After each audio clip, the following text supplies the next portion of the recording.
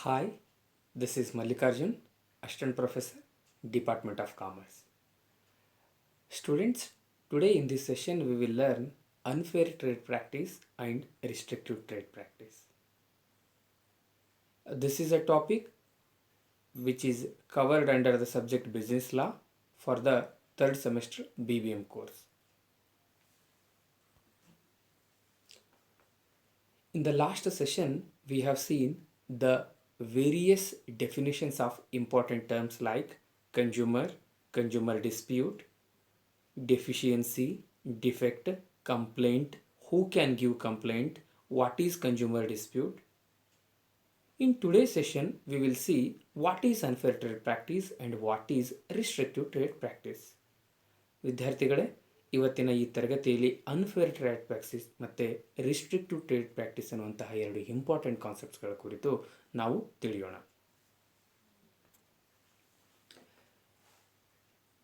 The meaning of unfair trade practice. Unfair trade practice means it is a trade practice which, for the promoting of the sale, use or supply of any goods or for the provision of any service, a trader adopts any unfair method or deceptive practice. ಸೇಲನ್ನು promote ಮಾಡುವ ಸಲುವಾಗಿ ಒಬ್ಬ trader ಏನು ಮಾಡ್ತಾನೆ, unfair method ಅಥವಾ deceptive practice, misrepresentation ಮಾಡುವಂತಹ ಪ್ರಾಕ್ಟೀಸನ್ನು adapt ಮಾಡಿದರೆ ಅದು ಸಪ್ಲೈ ಆಫ್ ಗೂಡ್ಸ್ ಇರ್ಬೋದು ಅಥವಾ ಸರ್ವಿಸ್ ಪ್ರೊವೈಡ್ ಮಾಡೋದಿರ್ಬೋದು. ಈ ಎರಡರಲ್ಲೂ ಒಂದು ವೇಳೆ ಅನ್ಫೇರ್ ಮೆಥಡ್ ಅಥವಾ ಡಿಸೆಪ್ಟಿವ್ ಪ್ರಾಕ್ಟೀಸ್ ಮಾಡಿದರೆ ಅಂತಹ ಒಂದು ಪ್ರಾಕ್ಟೀಸ್, ಅಂತಹ ಒಂದು ರೂಢಿ ಅನ್ಫೇರ್ ಟ್ರೇಡ್ ಪ್ರಾಕ್ಟೀಸ್ ಅಂತ ಅಂದ್ಕೊಳ್ಳುತ್ತೆ. ಹಾಗಾದರೆ ಯಾವ ಒಬ್ಬ ಟ್ರೇಡರ್ ಮಾಡುವಂತಹ ಯಾವ ಆ್ಯಕ್ಟಿವಿಟಿಗಳು, ಯಾವ ಪ್ರಾಕ್ಟೀಸ್ಗಳು ಅನ್ಫೇರ್ ಟ್ರೇಡ್ ಆಗ್ತವೆ ಅಂತ ಇದೇ ಕನ್ಸ್ಯೂಮರ್ ಪ್ರೊಟೆಕ್ಷನ್ ಆ್ಯಕ್ಟಲ್ಲಿ ವಿಸ್ತೃತವಾಗಿ ಮಾಹಿತಿ ನೀಡಿದ್ದಾರೆ. ಅದನ್ನು ನಾವು ತಿಳಿಯೋಣ. So what are unfair trade practice? The first one is unfair trade practice is making statement ಮಾಡೋಂಥದ್ದು. The statement may be oral, it may be written or visible representation. ಈ ಮೂರು ರೀತಿಯಲ್ಲಿ ಹೇಗೆ ಇರ್ಬೋದು, ಸ್ಟೇಟ್ಮೆಂಟ್ ಮಾಡಿದಾಗ ಅದು ಅನ್ಫೇರ್ ಟ್ರೇಡ್ ಪ್ರಾಕ್ಟೀಸ್ ಅನ್ಸ್ಕೊಳ್ಳುತ್ತೆ. ಏನು statement ಮಾಡೋದು? False representation about standard quality, style and model. ಯಾವುದೋ ಒಂದು ಗೂಡ್ ಇದೆ ಅಥವಾ ಒಂದು ಪ್ರಾಡಕ್ಟ್ ಇದೆ ಅಂತ ಇಟ್ಕೊಳ್ಳೋಣ. ಆ ಪ್ರಾಡಕ್ಟ್ನ ಸ್ಟ್ಯಾಂಡರ್ಡ್ ಬಗ್ಗೆ ಸುಮ್ಮನೆ ಹೇಳುವಂಥದ್ದು, ಫಾಲ್ಸ್ ರೆಪ್ರೆಸೆಂಟೇಷನ್ ಮಾಡೋವಂಥದ್ದು. ನಿಜವಾಗ್ಲೂ ಆ ಸ್ಟ್ಯಾಂಡರ್ಡ್ ಇರೋದಿಲ್ಲ ಹೇಳೋಂಥದ್ದು. ಅದರ ಕ್ವಾಲಿಟಿ ಬಗ್ಗೆ ಫಾಲ್ಸ್ ರೆಪ್ರೆಸೆಂಟೇಷನ್ನು, ಅದರ ಸ್ಟೈಲ್ ಬಗ್ಗೆ ಫಾಲ್ಸ್ ರೆಪ್ರೆಸೆಂಟೇಷನು ಅಥವಾ ಅದರ ಮಾಡೆಲ್ ಬಗ್ಗೆ ಫಾಲ್ಸ್ ರೆಪ್ರೆಸೆಂಟೇಷನು. ಈ ನಾಲ್ಕರಲ್ಲಿ ಯಾವುದೇ ಮಾಡಿದ್ರೂ ಕೂಡ ಅದು ಏನನ್ಸ್ಕೊಳ್ಳುತ್ತೆ? Unfair trade practice. False representation of standard, false representation of in quality, false representation of style or false representation of model. ಹೌದಾ? ಇನ್ನೊಂದು ಓರಲ್ ಅಥವಾ ರಿಟರ್ನ್ ವಿಸಿಬಲ್ ರೆಪ್ರೆಸೆಂಟೇಷನ್ ಮೂಲಕನೇ rebuilt, second hand, renovated, reconditioned or old goods as made false representation as new goods. ಒಂದು ಹಳೆ ವಸ್ತು ಇರುತ್ತೆ, ಅದನ್ನು rebuilt ಮಾಡೋದಾಗಲಿ ಅಥವಾ ರಿನೋವೇಟ್, ಅದರಲ್ಲಿ ಏನೋ ಒಂದಿಷ್ಟು ನವೀಕರಣ ಮಾಡೋದಾಗಲಿ, ರೀಕಂಡೀಷನ್ ಮಾಡಿಬಿಟ್ಟು ಇದು ಹೊಸ ಒಂದು ವಸ್ತು ಇದೆ ಅಂತ ಹೇಳ್ಕೊಳ್ಳೋದು, ಇದು ಕೂಡ ಅನ್ಫೇರ್ ಟ್ರೇಡ್ ಪ್ರಾಕ್ಟೀಸ್ ಅನ್ಸ್ಕೊಳ್ಳುತ್ತೆ. Sponsorship, approval, performance, characteristics, accessories, uses or benefits which such goods or services do not have. ಕೆಲವೊಂದು ಪ್ರಾಡಕ್ಟ್ಸ್ಗಳು ಅಥವಾ ಕೆಲವೊಂದು ಸರ್ವಿಸಸ್ಗಳು ಯಾರದೇ ಸ್ಪಾನ್ಸರ್ಶಿಪ್ ಇರೋದಿಲ್ಲ. ಒಂದು ಬರ್ಗರ್ ಮಾಡ್ತಾಯಿದ್ರೆ ನಾವು ಯಾವುದೋ ಒಂದು ಬ್ರ್ಯಾಂಡೆಡ್ ಕಂಪ್ನಿಯ ಸ್ಪಾನ್ಸರ್ಶಿಪ್ ಇದೆ, ಅವರ ಅಪ್ರೂವಲ್ ಇದೆ, ಫುಡ್ ಸೇಫ್ಟಿ ಅಥಾರಿಟಿ ಅಪ್ರೂವಲ್ ಇದೆ, ನಮ್ಮ ಪರ್ಫಾರ್ಮೆನ್ಸ್ ಹೀಗಿದೆ, ಇದರ ಕ್ಯಾರೆಕ್ಟರಿಸ್ಟಿಕ್ಸ್ ಹೀಗಿದೆ ಅಂತ ಬೊಗಳೆ ಬಿಡುವಂಥದ್ದು, ಸುಳ್ಳು ಹೇಳುವಂತಹದ್ದು, ಫಾಲ್ಸ್ ರೆಪ್ರೆಸೆಂಟೇಷನ್ ಮಾಡಿಕೊಳ್ಳೋದು ಕೂಡ ಅನ್ಫೇರ್ ಟ್ರೇಡ್ ಪ್ರಾಕ್ಟೀಸ್ಗೆ ಎಡೆ ಮಾಡಿಕೊಡುತ್ತದೆ. Gives any warranty or guarantee without a basis of proper test.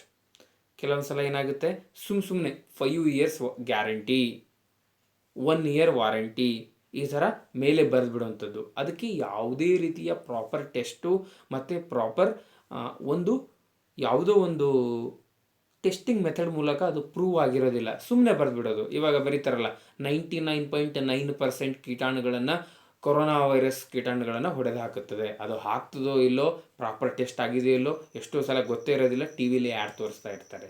ಇವೆಲ್ಲವೂ ಕೂಡ ಅನ್ಫೇರ್ ಟ್ರೇಡ್ ಪ್ರಾಕ್ಟೀಸ್ ಅಂತ ಕನ್ಸಿಡರ್ ಮಾಡಲಾಗುತ್ತೆ. So in the first way is unfair trade ಪ್ರಾಕ್ಟೀಸಸಲ್ಲಿ ಮೇಕಿಂಗ್ ಸ್ಟೇಟ್ಮೆಂಟ್, ಈ ಎಲ್ಲ ಸ್ಟೇಟ್ಮೆಂಟ್ಗಳು ಮಾಡಿದಾಗ ಅವು ಅನ್ಫೇರ್ ಟ್ರೇಡ್ ಪ್ರಾಕ್ಟೀಸಸ್ ಅನ್ಸ್ಕೊಳ್ತವೆ. Second practice is publication.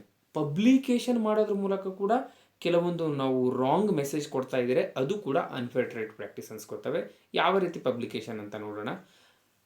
If any company permits the publication of any advertisement whether in news paper R otherwise, ಬೇರೆ ಎಲ್ಲಿ ಬೇಕಾದರೂ ಇರ್ಬೋದು, ನ್ಯೂಸ್ ಪೇಪರಲ್ಲಿ ಇರ್ಬೋದು, ಸೋಷಿಯಲ್ ಮೀಡಿಯಾದಲ್ಲಿ ಇರ್ಬೋದು, ಅದರ ವೆಬ್ಸೈಟಲ್ಲಿ ಇರ್ಬೋದು, ಟಿ ವಿಯಲ್ಲಿ ಇರ್ಬೋದು, for the sale or supply at a bargain price of goods or services that are not intended to be offered for sale or supply at the bargain price.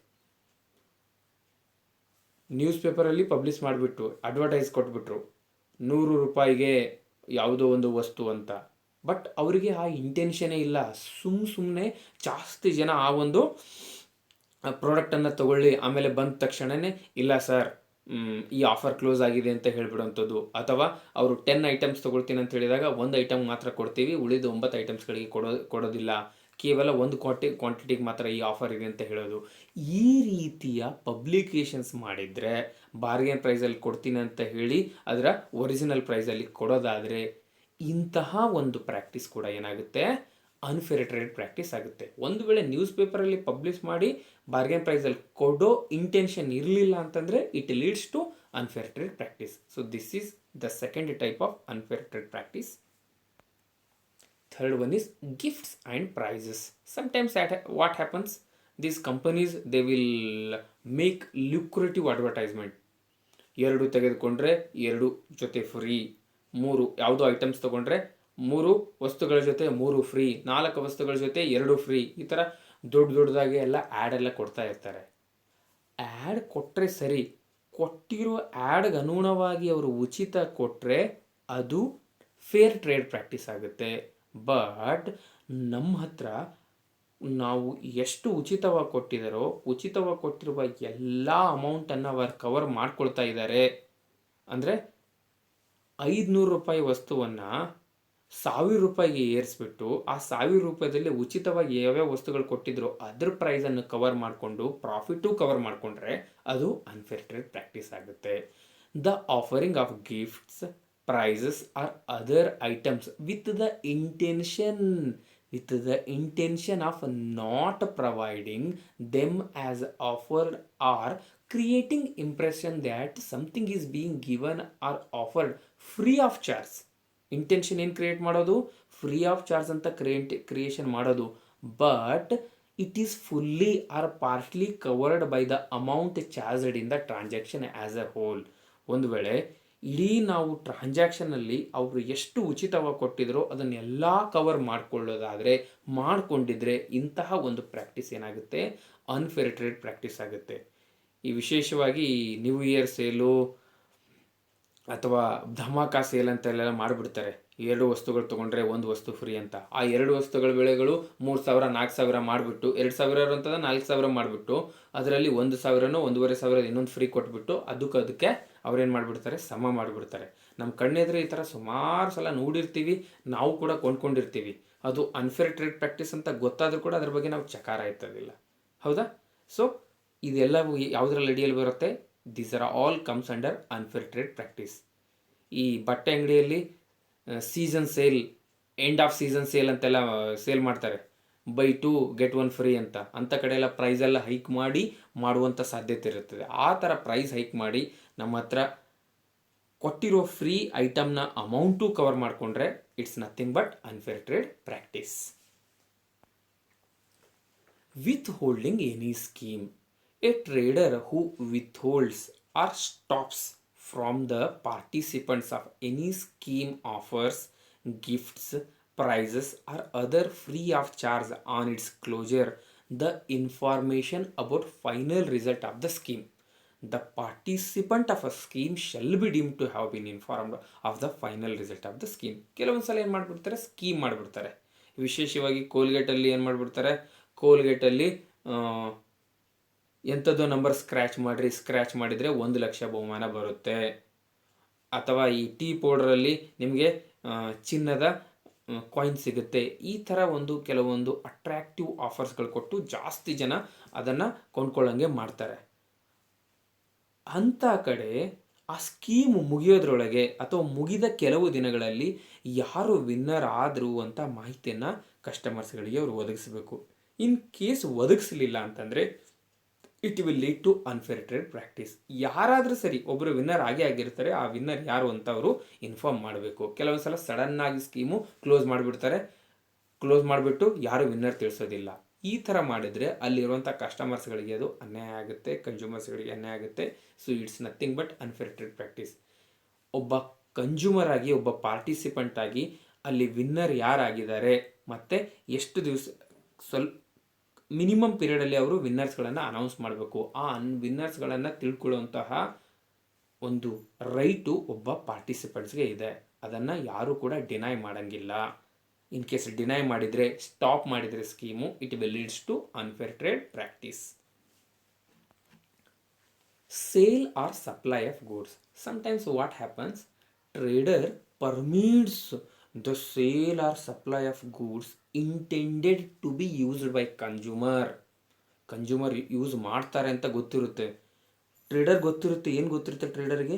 Knowing or having reason to believe that the goods do not comply with the standard prescribed a competent authority relating to performance, relating to composition, relating to construction, relating to finishing or relating to packaging, as are necessary to prevent or reduce the risk of injury to the person using the goods. ಕೆಲವೊಂದು ಭಾರಿ ಸೂಕ್ಷ್ಮವಾಗಿರುವಂಥ ಗೂಡ್ಸ್ಗಳು ಇರ್ತವೆ, ಹೌದಾ? Glass items ಇರ್ಬೋದು, ಅಥವಾ ಮೆಷಿನ್ಸ್ಗಳಿರ್ಬೋದು, ಚೂಪಾದಂಥ ಮೆಷಿನ್ಸ್ಗಳು. ಅಂಥ ಮೆಷಿನ್ಸ್ಗಳೆಲ್ಲ ತುಂಬ standard ಏನು ಕೊಟ್ಟಿರ್ತಾರೋ competent authority, ಅದೇ ರೀತಿಯಾಗಿ ಅದು ಪರ್ಫಾರ್ಮೆನ್ಸ್ ಮಾಡೋಂಗಿರಬೇಕು. ಅದರಲ್ಲಿ ಕಂಪೋಸಿಷನ್ಸ್ ಕೂಡ ಅದೇ ಒಳಗೊಂಡಿರಬೇಕು. ಅದರ ಕನ್ಸ್ಟ್ರಕ್ಷನ್ನು, ಫಿನಿಷಿಂಗು, ಪ್ಯಾಕೇಜಿಂಗ್ ಅದೇ ರೀತಿಯಾಗಿರಬೇಕು. ಇನ್ ಕೇಸ್ ಹೆಚ್ಚು ಕಡಿಮೆ ಆದರೆ ಅದನ್ನು ಬಳಸ್ತಾ ಇರ್ತಾರಲ್ಲ ದ ಯೂಸರ್ಸ್ ಆರ್ ಕನ್ಸ್ಯೂಮರ್ಸ್ಗಳಿಗೆ ರಿಸ್ಕ್ ಆಫ್ ಇಂಜುರಿ ಆಗೋ ಚಾನ್ಸ್ ಇರುತ್ತೆ. ಕೆಲವೊಂದು ಸಲ ಅವರಿಗೆ ಗಾಯ ಆಗ್ಬೋದು, ಅಥವಾ ಯಾವುದೋ ಒಂದು ರೀತಿ ಅವರಿಗೆ ಅವರ ಬಾಡಿ ಮೇಲೆ ಎಫೆಕ್ಟ್ ಆಗೋಂಥ ಚಾನ್ಸಸ್ ಇರುತ್ತೆ. ಅದನ್ನು ಗೊತ್ತಿದ್ದೂ ಕೂಡ ಅದು ಸಬ್ ಸ್ಟ್ಯಾಂಡರ್ಡ್ ಇದೆ, ಅದರಲ್ಲಿ ಯಾವ ಲೆವೆಲ್ ಆಫ್ ಸ್ಟ್ಯಾಂಡರ್ಡ್ ಮೇಂಟೈನ್ ಮಾಡಬೇಕಾಗಿತ್ತು, ಯಾವ ಕಾಂಪೋಸಿಷನ್ಸನ್ನು ಯೂಸ್ ಮಾಡಬೇಕಾಗಿತ್ತು, ಅದು ಮಾಡಿಲ್ಲ ಅಂತ ಗೊತ್ತಿದ್ದೂ ಕೂಡ ಒಬ್ಬ ಟ್ರೇಡರ್ ಅದನ್ನು ಸೇಲ್ಗೆ ಇಟ್ಟಿದ್ರೆ, ಸಪ್ಲೈ ಮಾಡ್ತಾಯಿದ್ರೆ, it will leads to unfair trade practice. ಅವನಿಗೆ ಗೊತ್ತಿದ್ದೂ ಕೂಡ ಹೇಗಾದರೂ ಸರಿ ಕೆಲವೊಂದು ಏನಾಗಿರ್ತವೆ, ಡ್ಯಾಮೇಜ್ ಆಗಿರುವಂಥ ಐಟಮ್ಸ್ ಎಲ್ಲ ಬಂದಿರೋದು ತಳ್ಳು ಬಿಡೋಣಪ್ಪ ಅಂತೇಳಿ ತಳ್ಳಿಬಿಡ್ತಾರೆ. ಈ ಥರ ತಳ್ಳಿಬಿಡೋವಂಥದ್ದು it will leads to unfair trade practice. Holding of goods.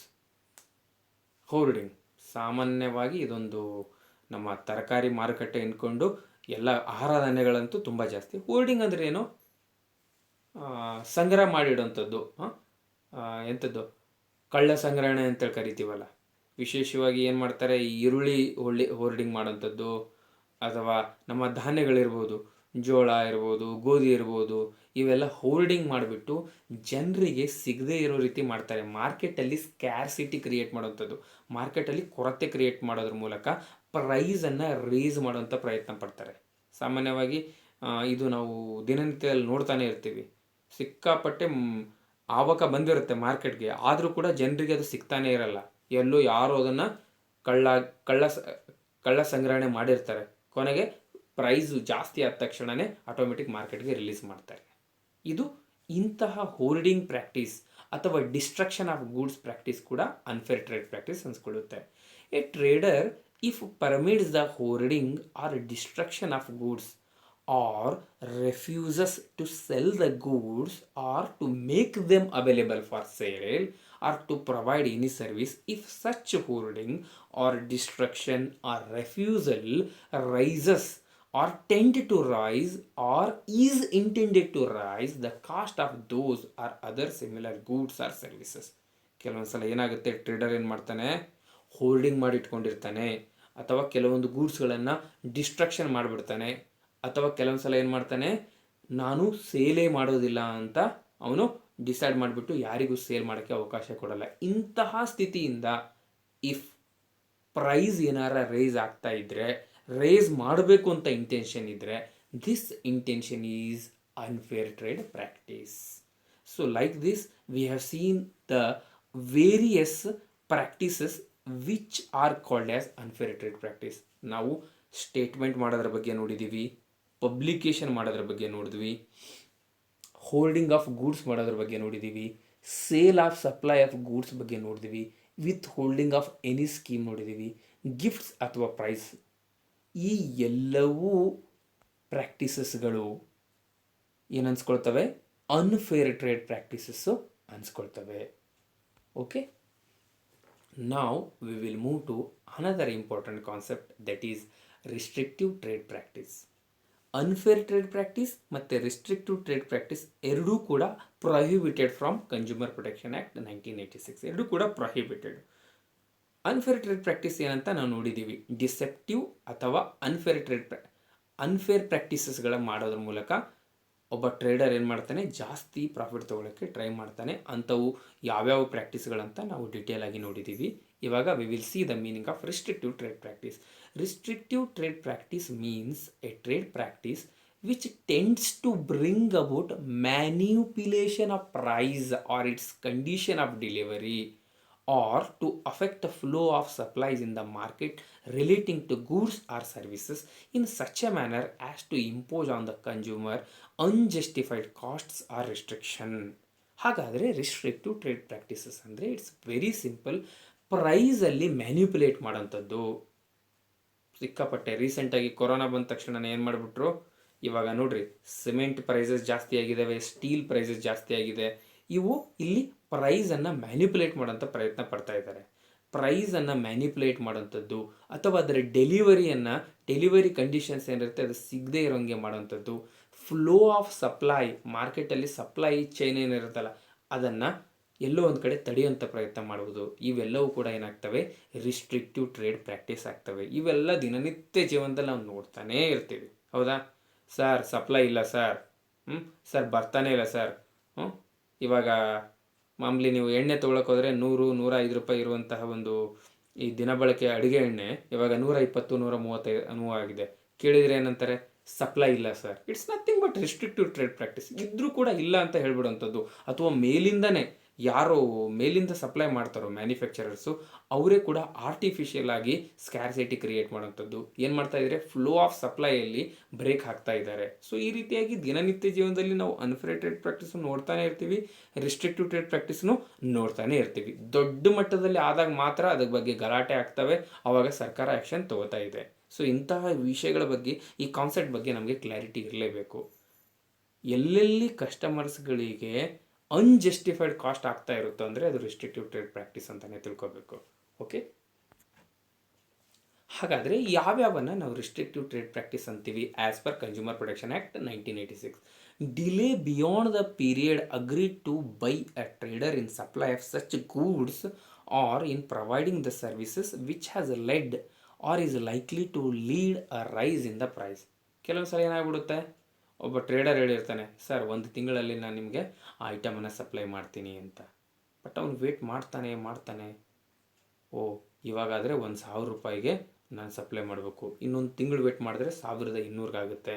ಅದು ಇಂಟೆನ್ಷನ್ಲಿ ಡಿಲೇ ಮಾಡಿಸ್ಬಿಟ್ಟು ಪ್ರೈಸನ್ನು ರೈಸ್ ಆಗೋದ್ರೆ ವೇಟ್ ಮಾಡಿಬಿಟ್ಟು ಹೈಯರ್ ಪ್ರೈಸಲ್ಲಿ ಕೊಡೋಂಥ ಪ್ರಯತ್ನ ಮಾಡೋದು. This is one act of restrictive trade practice.